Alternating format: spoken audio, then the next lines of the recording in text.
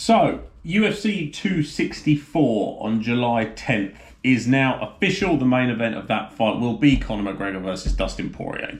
And I get annoyed putting a video out saying it's going to be official because I guess we knew this was going to happen quite a while ago.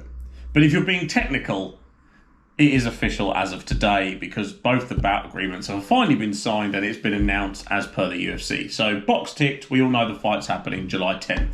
There were many people that were reporting that the fight was off because Conor sent a tweet out. Obviously, that was not going to be the case. I think we've seen Conor McGregor retire about 4 times. Say he's going to fight Manny Pacquiao, say he's going to fight Dustin Poirier in an unsanctioned fight, say he's going to fight this person, that person, then he's going to do this, he's going to do that. And we get, this is what we get with Conor. He's talking, he's selling, and he's hoping that we all buy it, and that is how it works.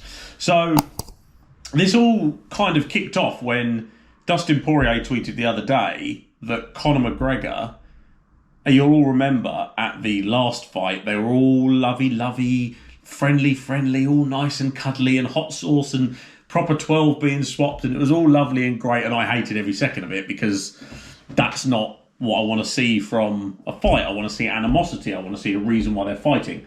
They had a perfect opportunity to have the bad blood there from the fight that they had before, and they didn't do it. Now, this time around, it's different. And we've seen Dustin Poirier tweet the fact that Conor McGregor promised that he would donate £500,000 to his charity, and here we are 6 months later, 4 months later, however long it's been, we're April, 4 months later, Conor McGregor allegedly did not give Dustin Poirier that money. Conor then tweeted that, you must be new to money, I need to see exactly where it's going, the X's and the O's, blah, blah, blah, blah, blah, I need a complete rundown. You didn't give it, so he stopped responding, and that's the way it worked out.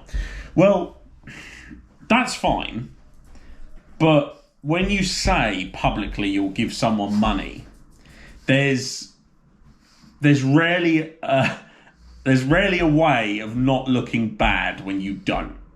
And Conor hasn't. And even if he paints it up in a certain way that Dustin didn't give him this and Dustin didn't give him that, Conor looks bad for this.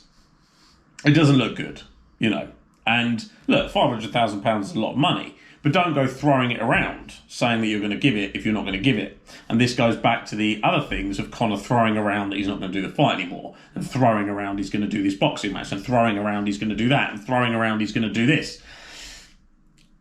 There's a certain point where you say too much, and people start to not believe you. And then that kind of plays into the boy that cried wolf a little bit.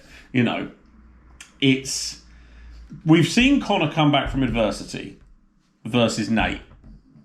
And we've seen him lose versus Khabib and versus Nate.